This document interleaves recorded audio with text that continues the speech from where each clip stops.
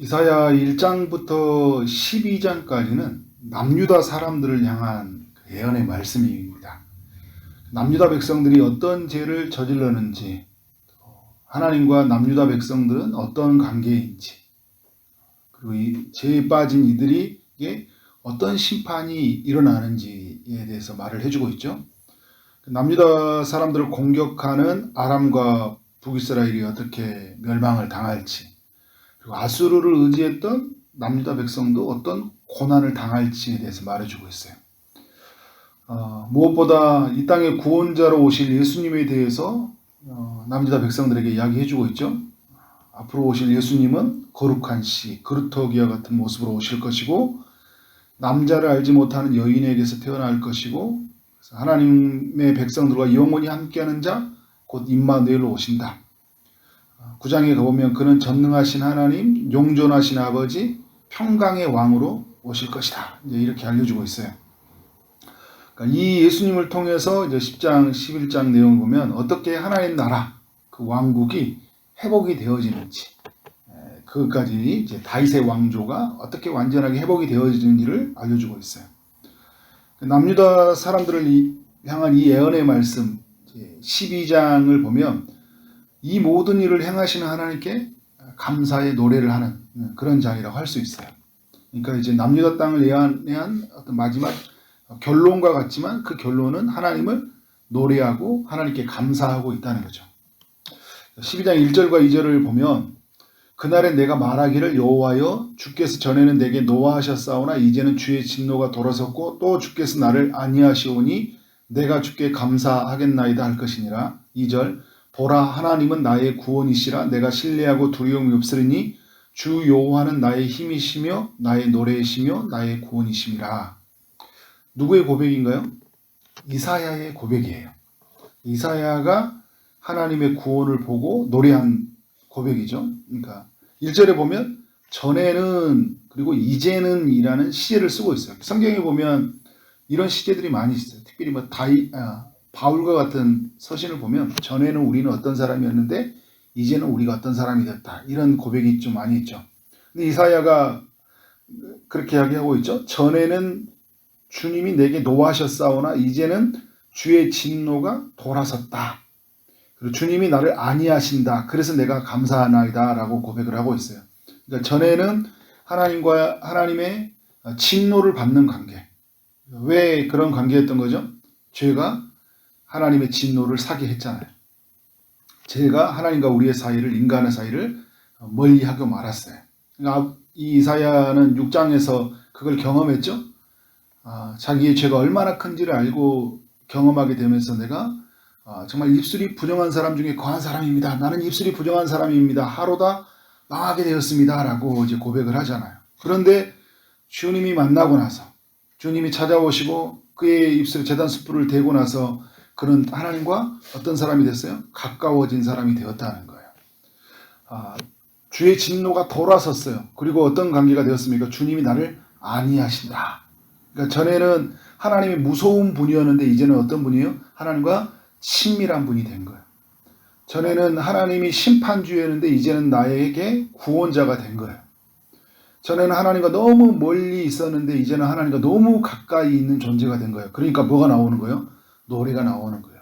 그 2절의 고백이 나오는 거잖아요. 하나님은 나의 구원이시라 얘기하고 있는 거예요. 여러분 하나님은 나의 구원이다 할 때 그냥 우리가 뭐 흔히 아는 사람들의 고백이 아니라 피상적으로 하는 고백이 아니라 이거는 하나님과의 만났던 인격적 만남에서 나오는 고백이에요. 하나님은 나의 구원이십니다. 하나님이 나를 구원해 주셨습니다. 라는 감격의 노래죠. 내가 그래서 신뢰하고 두려움이 없다. 이거는 변하지 않는다는 거예요. 이 주님에 대한 신뢰는 변함이 없다는 거예요. 그래서 주 여호와는 나의 힘이 되시고 나의 노래이시며 나의 구원이시다. 라고 이게 고백을 하고 있어요. 여러분 이게 하나님의 만난 사람들의 고백이죠. 하나님의 제 용서함을 만난 사람들의 예침이에요. 하나님을 뜨겁게 만나면 이런 외침이 나오게 돼 있어요. 그래서 집에 가더라도 막 어디에 있더라도 하나님 나를 구원하셨어. 하나님 나를 건져주셨어. 나는 너무 이제 평안해. 나는 하나님 두렵지 않아. 이 세상을 살아가는 것이 나에게는 두려움이 아니야. 하나님과 나와 함께 있으니까, 내가 하나님 안에 있으니까, 하나님이 내 안에 있으니까 그가 나의 힘이시고 나의 노래가 되는 거예요. 사람들 앞에서 막 노래를 부르고 있는 거잖아요. 또 왜 그래? 나는 하나님 만났어. 하나님 내게 이런 행하셨어. 너는 그걸 비밀을 아니? 그러면 나는 도저히 너를 이해할 수 없다. 그런데 이거는 여러분 만난 사람만이 이해할 수 있는 거예요. 그런 노래가 여러분 안에 있기를 원합니다.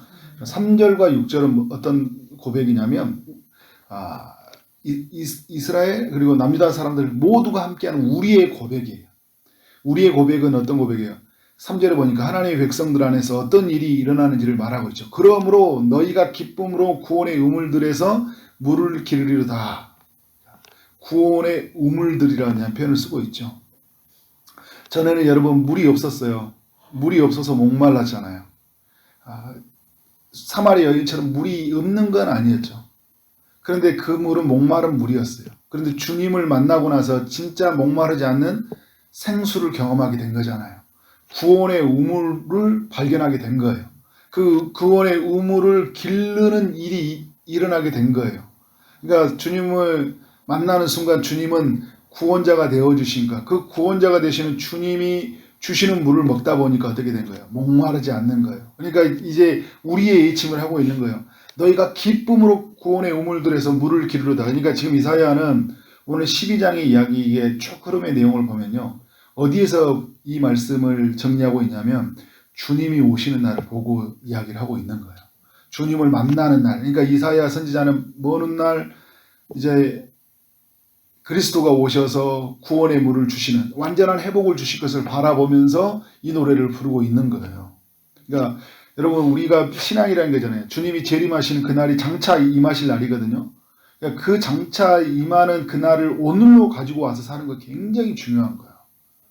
우리가 장차 주님을 만나서 그 요한계시록 7장에 그가 우리의 목자가 되셔서 우리를 생명수 샘으로 인도하신다고 하잖아요. 우리의 모든 눈물을 씻어주실 것이다. 그러니까 여러분 노래가 나오는 거예요. 감사가 터져 나오는 거예요. 그러니까 우리가 미래가 불투명하니까 불평이 나오는 거예요. 두렵잖아요. 그런데 미래가 확실해질수록 우리는 노래가 나와요. 지금을 보고 노래하지 않는다니까요. 우리 믿음의 사람들은 이전에 행하신 일을 보고 노래하죠. 그러나 여러분 우리의 지금의 삶은 어때요? 이전처럼 가졌던 일들이 없거든요. 이전처럼 누렸던 일들이 사라질 때가 있어요. 그러나 우리는 언제가 있어요? 장차 이루어질 일이 있잖아요. 모든 것을 합력해 선을 이루신 그 구원의 하나님을 일하심을 보기 때문에 노래하게 되어 있어요. 무엇보다 이 이사야는 구원의 우물들에서 물을 기르는 날을 바라보고 그것을 오늘로 가지고 와서 하나님을 노래하고 있는 거예요.